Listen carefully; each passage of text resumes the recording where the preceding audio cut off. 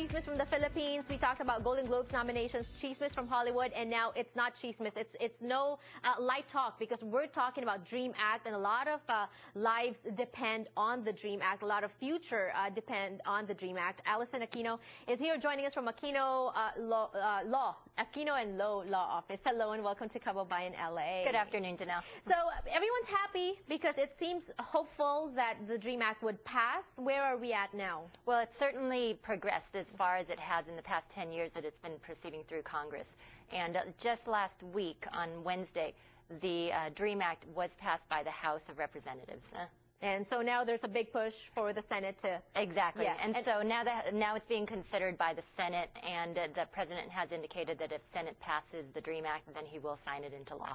And that's just a reminder for everyone, our phone lines are open today, so you may call in if you have any immigration questions at all. Preferably if you have questions about the DREAM Act, and now is the time to call, and we get free consultation from Attorney Allison Aquino here joining us. What are the requirements? Well, there are several provisions, but the main provision pertains to individuals who have who obviously require the ability to legalize their status. Mm-hmm. And so the main provision is that they have been in the United States for at least 5 years already from the time that the law is enacted. Okay. The other main provision is that they are no older than the age of 30. And then also that they enter the United States no later than the age of 16. There are a lot of provisions, but then once is it straight to citizenship, or do they pass through a stage of limbo? Or? There's a very extended period of time. Essentially, if the individual qualifies, and then the other requirement is that they have either graduated from high school, have obtained a GED here in the United States. Okay. Or have been admitted into a college program. Right. So if you fulfill those requirements, then you would be granted a temporary conditional status for a period of 5 years. Wow, that's a long time. After that, you do need to fulfill some other requirements, either graduating from high school, actually graduating from a two-year institution. Okay.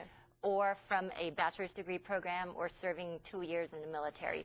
Once you fulfill that, then you can extend it for another 5 years, and then after that, 3 years into citizenship. That's a long path. So it's about 13 years. For U.S. citizens. Okay, so for the first step, which is a temporary thing that you're talking about, what are the perks involved in that? Oh, absolutely. There are a lot of perks because you are legal in the country, so you don't have to worry about being deported from the United States.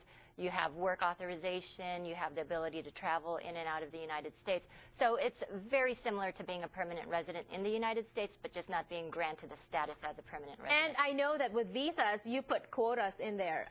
They put quotas in there. Is this going to be something that will have quota as well? Wonderfully, there is no quota. Oh. So as long as you fulfill the requirements, there are visas that will be available for that. Okay, that's good news. All right, on the phone right now, first caller is Mary Chu. Hello, welcome to Kababayan, LA.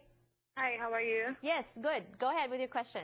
Yeah, my question is my son, he's in second year college in the city college, and he wants to go on university next year. I just want to know if he could go on university even, you know what I mean? Well, with or without the DREAM Act, your son can go ahead and proceed and pursue his education further.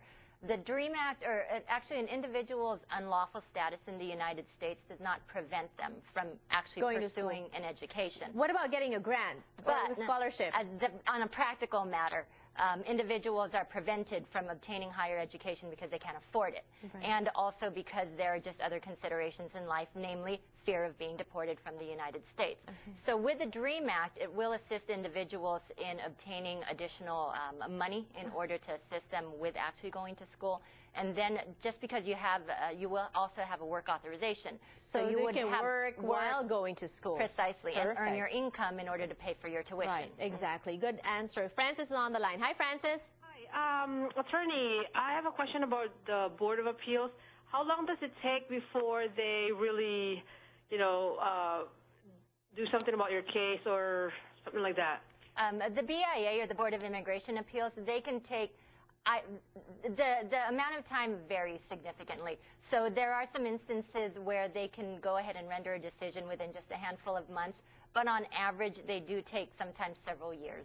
Oh, okay. So does it depend on the case, or does it depend on... It depends on the case. Season? No, just the case. Correct. Okay. Well, good answers, and we're learning a lot, certainly, from Attorney Allison Aquino joining us today. Talk Tuesday on Kababayan LA, your last chance to talk to her when we return on the show. Take advantage.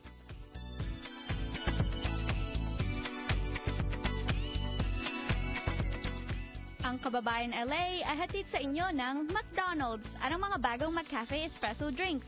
McDonald's na ba ang inyong bagong coffee house? Ang mga bagong McCafe Espresso drinks ay mabilis, masarap at mas mura pa. Kahit saan, kahit kailan.